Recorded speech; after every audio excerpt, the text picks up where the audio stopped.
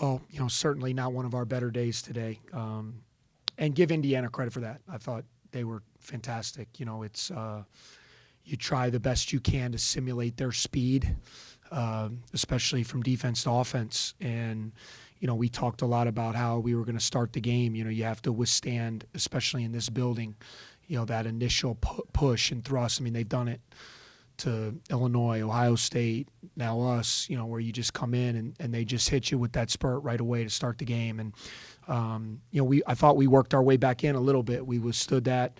And then, they just put a lot of pressure on you, man. Their drive and kick game is really tough to stop.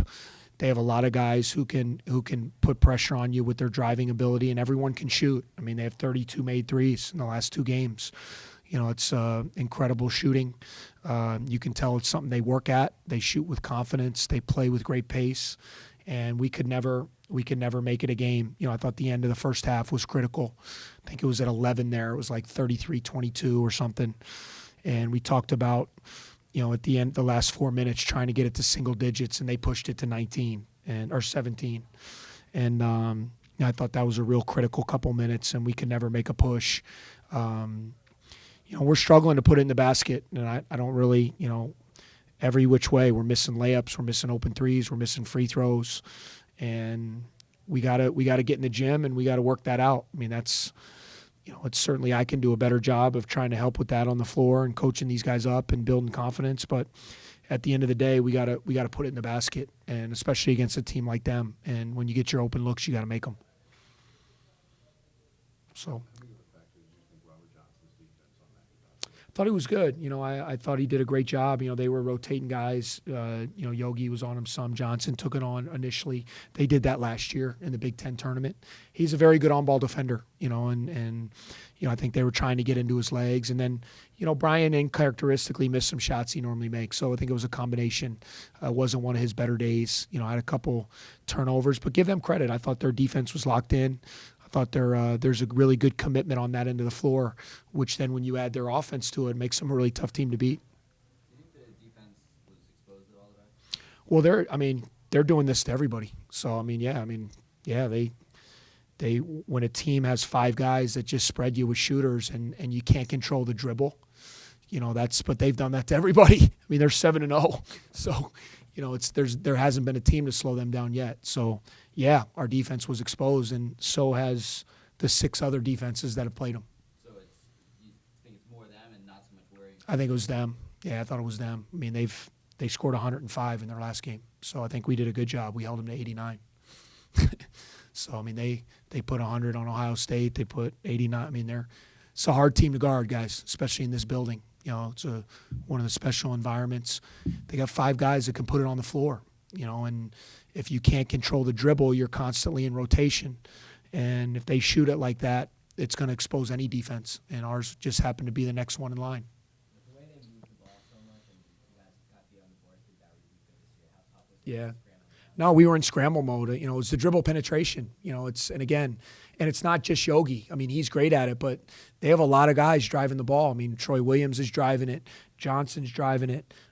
Hartman's a really good, underrated. Hartman's an underrated player. I thought he was terrific today.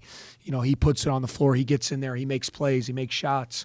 When you have 4 or 5 guys doing that and you're constantly in rotation, then you're always scrambling and chasing. And that's what they do to you.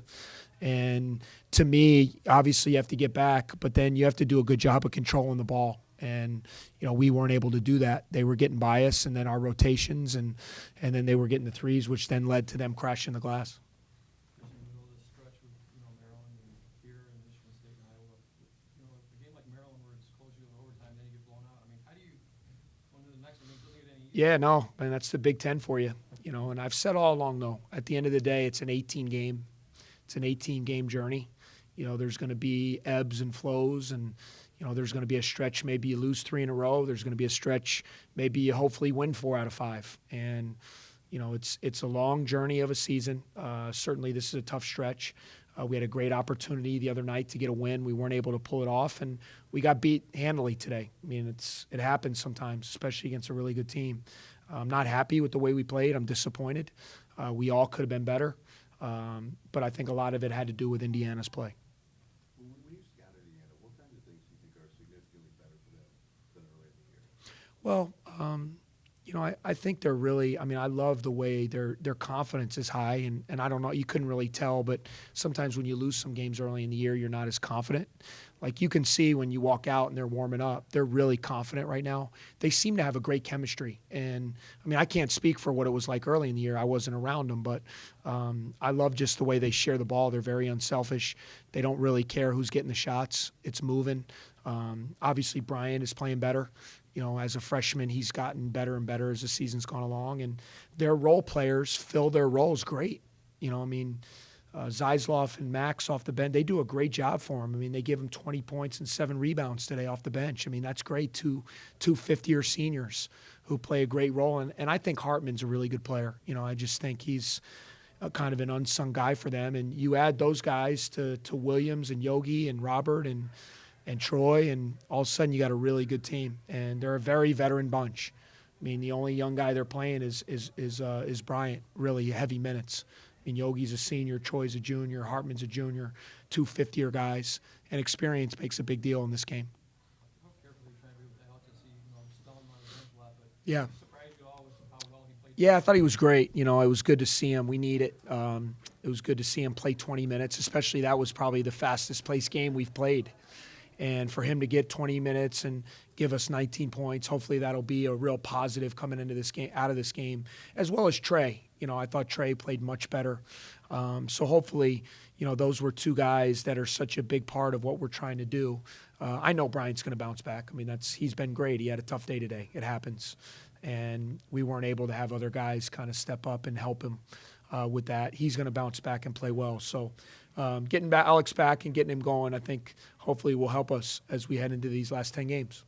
You had 3 players score in the first half for you. What did Indiana do to limit the role? Well, they missed open shots.